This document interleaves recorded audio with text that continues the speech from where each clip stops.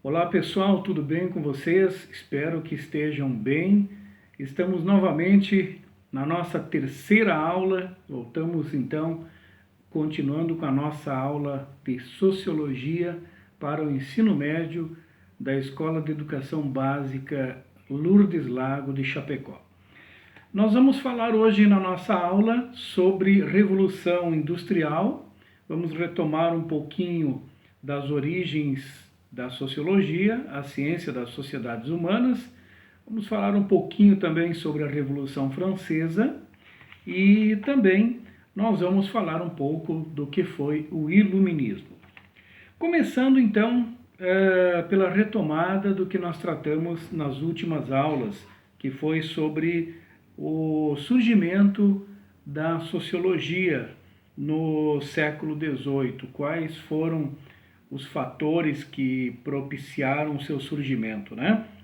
Lembrando sempre que a sociologia é uma forma de conhecimento científico que teve origem no século XIX, tá? E como toda forma de conhecimento, ela refletia naquele momento as preocupações e as necessidades dos homens do seu tempo, ou seja, dos homens do século XIX. Claro que ela teve as suas bases e a sua análise, os seus olhos se voltaram para o século XVIII, quando ocorreu as grandes transformações na relação homem-trabalho. O saber sociológico, então, como a gente já falou nas aulas anteriores, sempre esteve ligado a fatores históricos e sociais. A Revolução Industrial no século XVIII, ela trouxe enormes transformações sociais e econômicas na sociedade ocidental europeia. Este foi o primeiro acontecimento, né, de ordem econômica. Os séculos XVIII e XIX, então, presenciaram uma das mais intensas e profundas e rápidas também transformações sociais que a história já vivenciou, ou seja, a Revolução Industrial.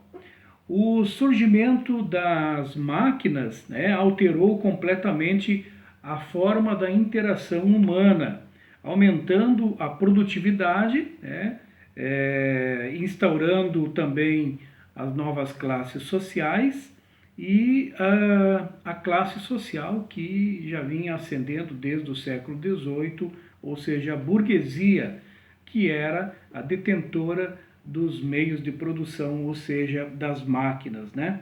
E também o surgimento do proletariado. Quem era o proletariado? Os trabalhadores precarizados, né? Que não havia leis para protegê-los nesse período, nesse momento, e esses trabalhadores eram chamados de proletários, ou seja, aqueles que tinham muitos filhos, a prole, né? Trabalhadores que tinham sua prole, muitos filhos que também trabalhavam, as crianças trabalhavam, mulheres, homens, enfim, muitas horas, né, seguidas que tiravam, né, tinham a sua força de trabalho explorada. Então, a Revolução Industrial, ela se tornou, ela aconteceu na Inglaterra, né? E fatores geográficos favoreceram também, fatores energéticos e geográficos favoreceram que a Revolução Industrial tenha surgido na Inglaterra a partir de 1750, ou seja, a partir da segunda metade do século XVIII.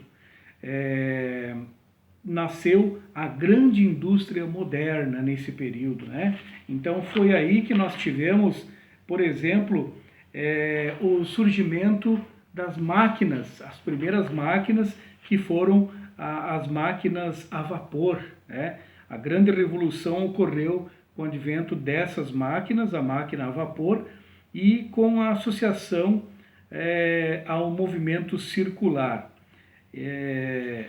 Nesse período, as pequenas fábricas que eram movidas a vapor, elas ficavam perto dos rios, né, na Inglaterra. Então, se aproximavam dos rios para que pudesse utilizar a água para que essa água pudesse movimentar pelo vapor essas máquinas então. Por que eu falei antes que a Inglaterra era privilegiada com fatores geográficos para o surgimento das máquinas? A Inglaterra sempre foi um lugar, uma região do Reino Unido onde sempre houve muito minério, seu solo fértil com muito minério, carvão, ainda hoje a Inglaterra tem esse benefício, e ali então foi o local onde surgiram as primeiras máquinas na história do Ocidente, certo?